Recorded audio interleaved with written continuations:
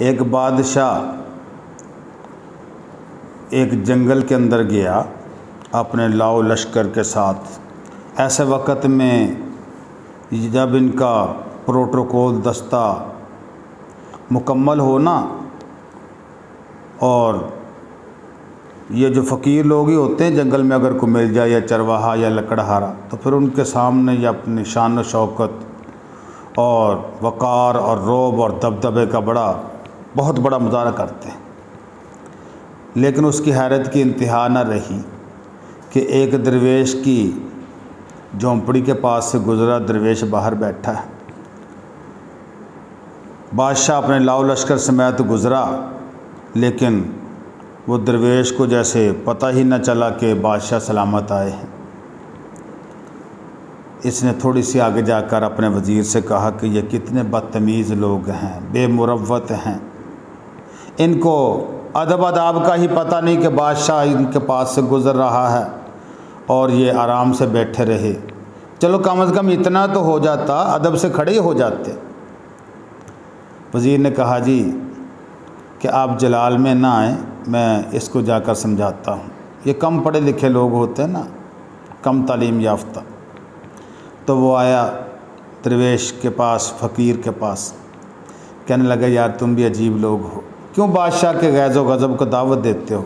तुम्हें पता नहीं तुम्हारे करीब से बादशाह सलामत गुज़रे हैं, और तुम कम से कम इतना तो कर सकते हो कि उनके अदब के अंदर खड़े हो जाते चंद सेकंड के लिए। तो फ़कीर कहने लगा कि ओ वज़ीर, मैं तुझे बताना ये चाहता हूँ कि जाओ जाके अपने बादशाह को बता दो कि मैं वो नहीं हूँ जो उनके दर से खैरात लेने वाला हूँ। तेरे अदब आदाब के अंदर वो खड़ा हो, वो तेरे अदब का मुजाहरा करे जो तेरे दर से खुराक लेने का मुतमन्नी हो। मैं तो एक अल्लाह के सामने अल्हम्दुलिल्लाह झुकने वाला हूँ। मुझे तेरे दरबार से कोई किसी किस्म का लालच या तमन्ना नहीं। और हाँ, जाके अपने बादशाह से ये भी कह देना कि कभी जाके किसी कब्र को तोड़कर, किसी कब्र को उखाड़ कर देख ले, उसके अंदर से जो खोपड़ी होगी वो बताएगी। वो कभी नहीं बताएगी कि मैं बादशाह की खोपड़ी हूँ या किसी फ़कीर की, मैं अमीर की खोपड़ी हूँ या फ़कीर की। जब भी ये मट्टी तुझे खाने पे आएगी तो ये तेरी तमीज़ को भुला देगी, नहीं पहचानेगी ये बादशाह है या फ़कीर है। तो खबरदार याद कर उस वक़्त को बादशाह से कह देना कि जब ये मट्टी तेरा हाल कर देगी, ये फ़कीरों वाला, ये मुर्दों वाला, ये मरने वालों जैसा हाल तेरा हो जाएगा, फिर तेरी कोई पहचान ना होगी। आज तेरे पास जितना भी प्रोटोकॉल है, जितने भी फौज है, जितने भी तेरे आर इर्द गिर्द तुझे मशवरे देने वाले, तुझे पंप करने वाले, तुझे ऊंचा उठाने वाले मौजूद हैं। कल जब तेरी आखिरी सांस आएगी, तुझे को पूछने वाला भी इस दुनिया में मौजूद ना होगा। तेरे कब्र के ऊपर कोई हवा का झोंका देने वाला मौजूद ना होगा, ठंडे पानी का छींटा मारने वाला कोई मौजूद ना होगा, बल्कि तेरी तरफ देख कर भी ये लोग नफरत से मुंह को दूसरी तरफ फेर लिया करेंगे।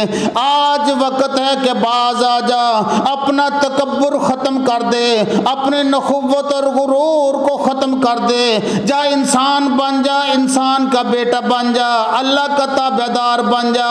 ये गुरूर, ये नखव्वत, ये तकब्बुर, ये सिर्फ एक अल्लाह को पसंद है, किसी और को पसंद नहीं।